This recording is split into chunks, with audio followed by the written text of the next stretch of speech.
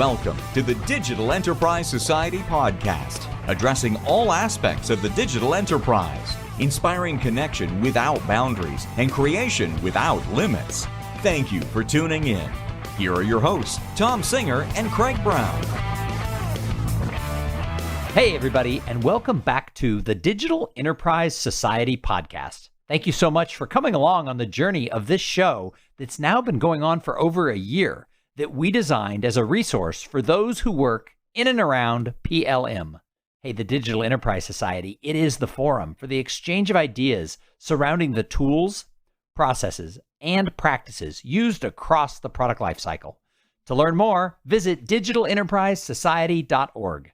My name is Thom Singer, and I have the honor to co-host this show with Craig Brown, an industry veteran and former PLM leader from General Motors.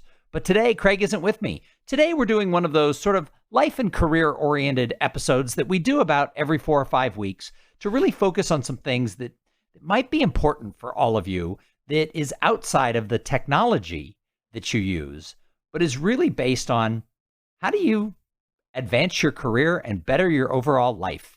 And so today I'm really excited because every week we try to bring to this podcast interesting interviews and other ideas that are going to help listeners enhance and grow their careers.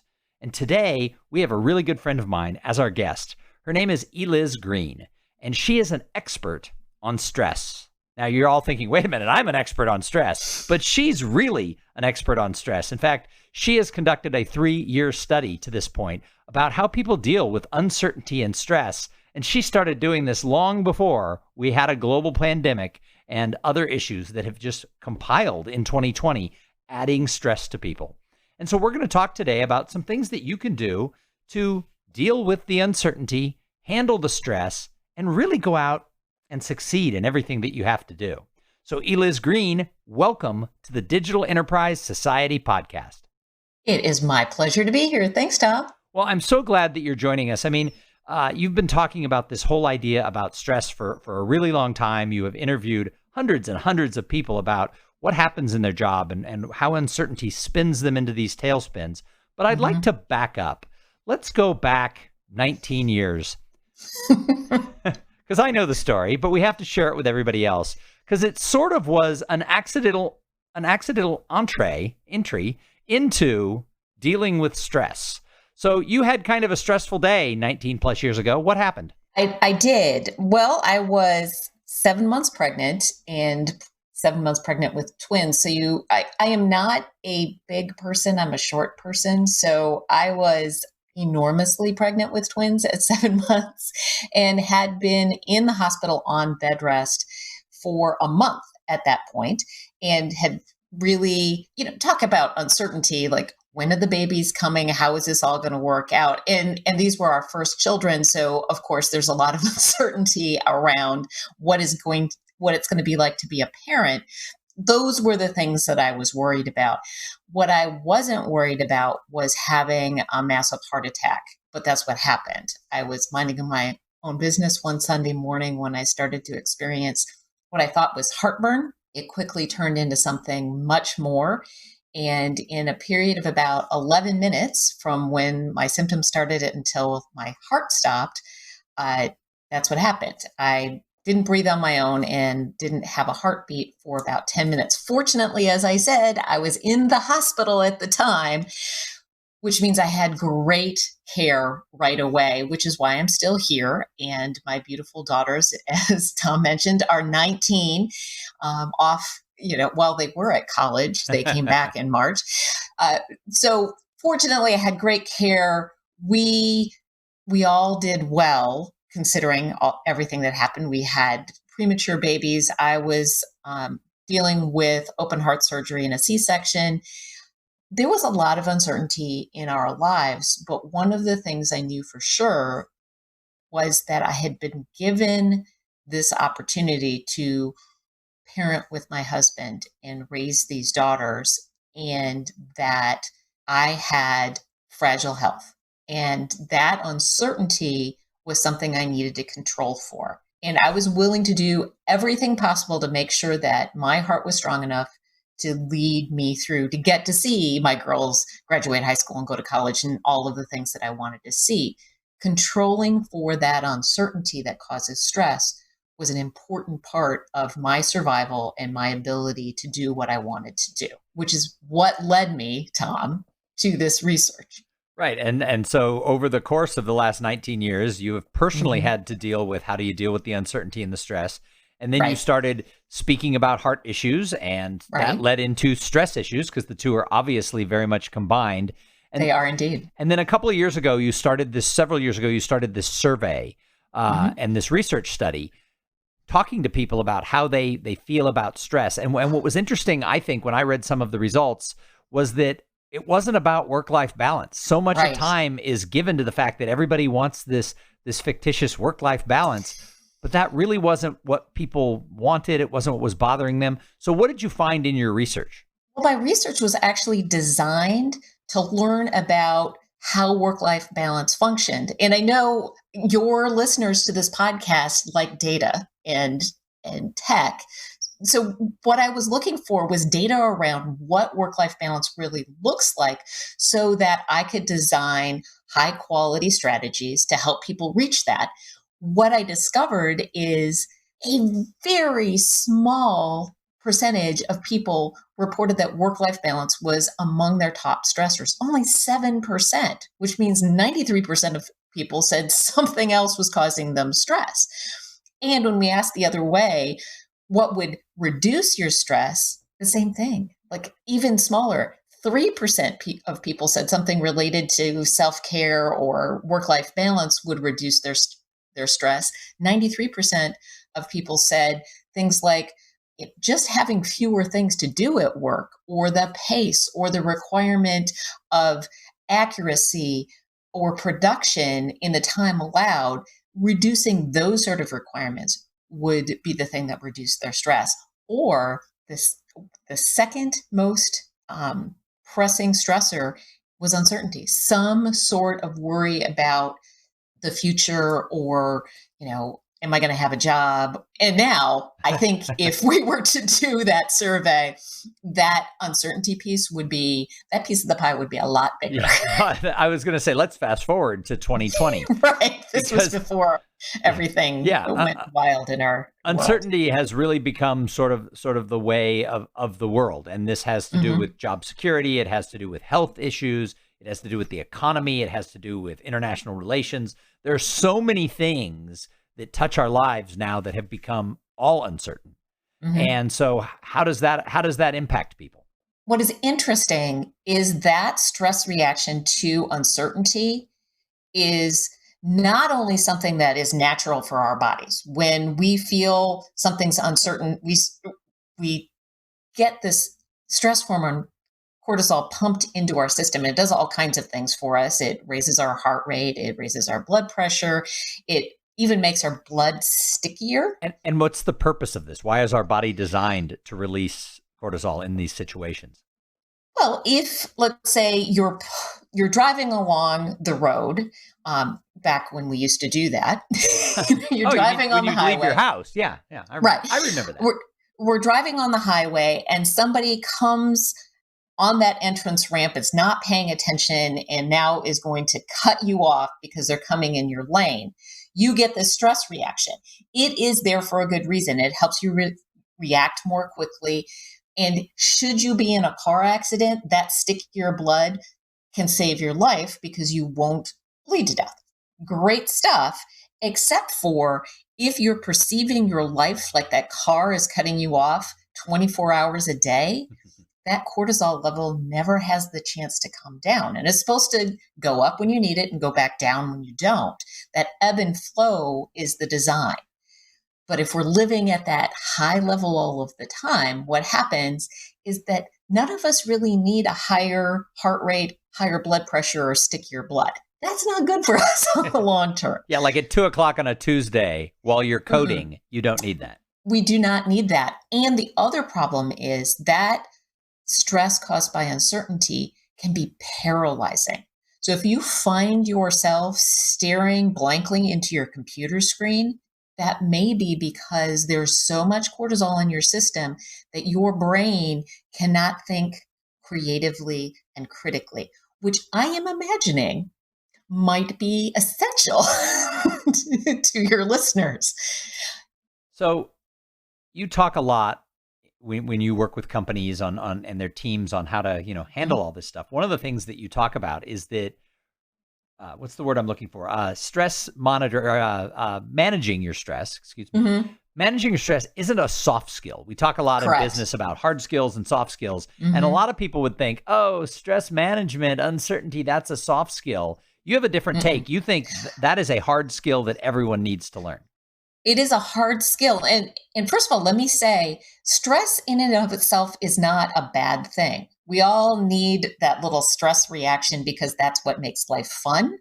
And that little zing of energy and excitement when, you're asked to do something that's a little bit hard, but you're like, yeah, let's do it. That's perfectly appropriate. It's that staying there that's the problem. So the natural reaction, the natural stress reaction, that pumping of cortisol isn't the problem. It's the staying that's the problem. The hard skill part of it is we can tell our bodies to let go of that cortisol through certain behaviors. So if we do certain things, we can offset the effect of that stress reaction. That's the hard skill. If you recognize what's going on, if you're listening to your body and saying, my heart rate seems a little high. I wonder where the stomach upset is. Ooh, I wonder where that headache's coming from. Your body will signal you that, like, I have had enough of cortisol. That's the time to say, okay, what are the things that I can do to reduce that cortisol level so I can get back to doing what I need to do? So what are the things that people can do? Right, exactly. This is that's the part the listeners want right now. That's the part, yes. So there's signals we can send our body to tell it is time to let go. The first thing is we could raise our heart rate. Anything we do that can raise the heart rate and let it come back down. So we need it to be up for 5 or 10 minutes. Let it come back down. That signals your body to let go of that cortisol as well. So like going for a walk or a run or jumping on the stationary bike. Or playing Fortnite. Oh, really? So if you're playing and you're really engaged and you're going, especially if it's sort of you're playing with other people and there's competition and your heart rate goes up and at the end of it, it comes back down, cool. You are letting your body know that it's time to let go of cortisol. So there are parents of teenagers everywhere that are not going to let the teenagers listen to what you just said because the kids will be going, no, Mom, Mrs. Greene said that this is a great way to relieve stress. I'm not saying you need to play it 24 hours a day, but if playing a game like that allows you to release cortisol, that is a perfectly appropriate way to manage your stress. That is that hard skill. What do I need to disengage from what's causing me stress? Because that's part of the equation too. If you're playing Fortnite and you can't let go of the thing that's causing you stress, that's not an effective thing. So there's behaviors that we can do that signal the body. So raising your heart beat is one. You can slow and lengthen your breath, which is why for some people, meditation works really well. However, meditation, if you're sitting and trying to calm yourself and you keep thinking about the stuff that's causing you stress, that's not going to work for you. So it's interesting that you say that because I've recently taken up meditation and it has been wonderful. It's brought me a lot of peace in the last, 6 or 8 months, helping me deal some things that were pre-COVID. However, years ago, I tried to learn meditation and it actually brought me stress because I thought I was doing it wrong because I couldn't clear my mind. Yes. And I ended up getting all stressed out that I sucked at meditation. Right. So that, and what you need may shift over time, and that's okay. That's perfectly appropriate. What I've discovered is that stress recovery, we all have personalities about what is going to work well for each of us, and we're not all alike. So one of the stories I like to tell about this is going on vacation with my husband for his 50th birthday. He's a scuba diver, and we went with 2 other couples who also scuba dive. I do not scuba dive. My doctor would not find that. I was going to say, I'm just going to go on a whim. Your cardiologist says no. No, not for you. But that's fine they would go scuba diving in the morning. I would be perfectly happy reading my book and enjoying looking at the ocean. Awesome. They would come back, we'd have lunch. Then the other two couples would hang out by the pool, which was a beautiful pool with iguanas actually roaming about. And we started to And iguanas like to just sit and hang out by the pool too.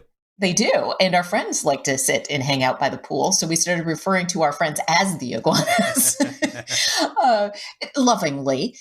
But my husband can't sit still that long. So we would sit a little while at the pool, and then we would go sail the little boat or go into town or go on a sightseeing trip and still come back and say hello to our friends, the iguanas, because we're social. Until one day, one of the gentlemen said to my husband, "When are you going to relax? You are go, go, go all the time." And my husband said, "I am relaxed. I'm like a border collie. If I don't have something to do, I start chewing on things." And it was one of those moments in a relationship where you're like, oh, yeah, that makes sense. Oh, yeah. Because he cannot disengage from what is causing him stress unless he is occupied by something else. So if he's not occupied, he's thinking about his inbox or the project that he delegated while he was gone, whether or not somebody is actually handling that. He needs to be occupied to disengage from that stress. We all do. Some of us can do that with meditation. We're a little more iguana on that, can sit by the pool and just enjoy being in the sun. That's great. But some of us need to be highly occupied in order to disengage from that stress. So part of this is really knowing yourself. There's not a right or wrong answer. If you need to go clean the closet, bake some bread, and reorganize all your photos for the last 15 years, that's an awesome answer, as well as I need to get out into nature, sit on a rock, and breathe. Is a great Absolutely. Answer. Or I need to run, or I need to play Fortnite, or I need to play something where I am so occupied I cannot think about anything else. The organization piece, I think, is really interesting because when things feel uncertain, putting things in order feels good to some people. To other people, that's super annoying. It's knowing what you need and then giving yourself permission to actually do it, because that activity, making time to play Fortnite or organize your garage or whatever it is the thing that will allow you to disconnect from that stress, recover, let that cortisol level come down, and re-engage with the things that you need to do, thinking more clearly, having more energy, and feeling better. That's the hard skill part. So it's interesting because, we made reference to the fact that with everything that's going on in the world, that there's more uncertainty. We did a podcast a couple of months ago about reintegrating everybody back into work. I interviewed a gentleman and we talked about, okay, so we had all this stress because we went home and now there's stress because we're coming back. Although now, 2 months later, are we coming back? Are we not coming back? Are we coming back in October? Are we coming back next June? There's more uncertainty than there was 2 months ago. Right. Doesn't it seem cute what we went through in April and May at this point, where we're all like, okay, we're just going to shelter in place for a couple 6, 8 weeks, it's cool. And then we'll all come out the other side. And that was stressful because that was uncertain. But at a certain level, we get used to it and it becomes less uncertain. And now who knows what's going to happen? Well, and I'm reading some things where some people like working from home. It's working very well for their personal makeup, with what their job description is. They're able to do that and they're able to be super productive. Other people miss the office. They want to be back with the people. And what's interesting is it could be half your team being both ways. And it's not wrong or right, but this idea of, will the word change? Will companies just leave everybody at home? Will we have to adjust back? It's bringing more uncertainty even within a single company. Even before COVID hit, this was one of the things I started looking at. And as my study progressed, I added a couple of questions about, where do you work? Do you work in a cubicle? Do you work in a sort of open layout? Because that became important data. And we asked, do you work remotely? You would think that the people who work remotely would be like, work-life balance is isn't my problem at all. It's something else. No stress at all. Right. It's fine. Turns out the remote workers in my study actually reported more issues with work-life balance. Their piece of the pie was much bigger on that because they don't get the benefit of being with their coworkers and feeling connected. And they may be balancing things like kids at home or parents at home or whatever it is. And the line between work and home, there is none. Now, most of us are living that life. And I still think that work-life balance isn't our problem because there's never been a division between work and life. They always happen at the same time, which is the hard skill part of it for me. Stress and the stress reaction is just natural. It's what our bodies do. We can make sure that we're processing that cortisol out of our bodies and doing the things to disconnect from what is causing us stress so that we can deal with whatever stress is coming along and re-engage in what we need to do, whether that's relating to the people in our home or doing our job. They happen at the same time, even before COVID. So as we wrap this up, I always like to leave people with like some serious career advice from these podcasts. So how does it help their career if they're able to manage uncertainty and stress? How does it help them be better workers? How does it help them get a promotion? How does it help them with all the things around careers? The thing that is the big buzzword right now is burnout. Everybody's worried about burnout. And the big worry about that is people are unable to do their jobs well if they're burned out. If you can really make that equation work, you know that there's stress coming in, you know that there's this stress reaction, you proactively do things to bring your cortisol level down and disconnect from what's causing stress, you can perform well where others are not going to be able to. You put yourself in the position of being the rock star on the team because you can manage your stress proactively and get the job done. So you released a book this year called Stress Proof Your Heart. Yes. In the book, you talk about this idea of finding out if you're a border collie or an iguana. I do. What else? What other information can they find in Stress Proof Your Heart? And then let's talk about the new book coming out in 2021.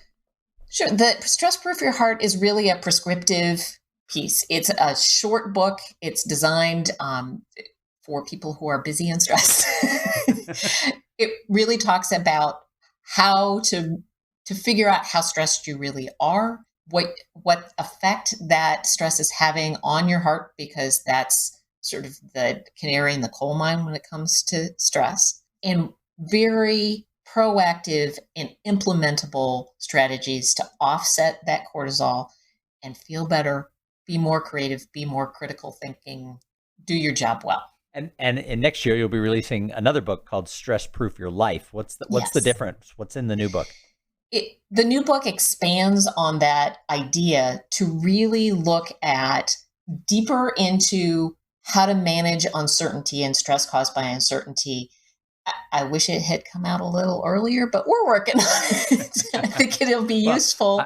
I don't think the uncertainty is going away anytime soon. And I've written several books. We always want them to come out sooner than they actually do. We do. But it expands on the idea of how to deal with that uncertainty, how to deal when the rug gets pulled out from under you in that crisis, as well as really looking at the environment of stress that we personally live in, and how do you practice ecology, really looking at how all of these stressors in your life relate to each other and reordering your environment in a way that supports the things that are important to you. That's the new book. So I don't think uncertainty is going away anytime soon. No. I mean, I think that we've got at least another year or so of some of this uncertainty around the pandemic. But then uncertainty, there'll be something new, right? Absolutely. Uncertainty is just a fact of life. And whether that is uncertainty because of a pandemic or because of an election or because of changes in your company or changes in your home life, whether that's your health or the health of somebody you love, or simply falling in love and getting married, that is uncertain as well, or having a baby. There are lots of things that cause uncertainty in your life. Some of them are great, some of them are not so great. Well, Eliz Greene, thank you so much for joining us here on the Digital Enterprise Society podcast. If somebody'd like to find out more about you, find some of the articles that you've written and some of the tools that you offer, where can they do that? They can find me at stressproofbook.com. That's probably the easiest way. Stressproofbook.com. Check it out. Eliz Greene, good friend of mine. Thank you so much for joining us here on the Digital Enterprise Society. And everybody who's listening, make sure you come back every single week, because every week we're going to have more thoughts, ideas, and information in and around product lifecycle management and ways to manage your career. The Digital Enterprise Society, it is the place for the exchange of ideas around digital manufacturing tools. Check us out at digitalenterprisesociety.org.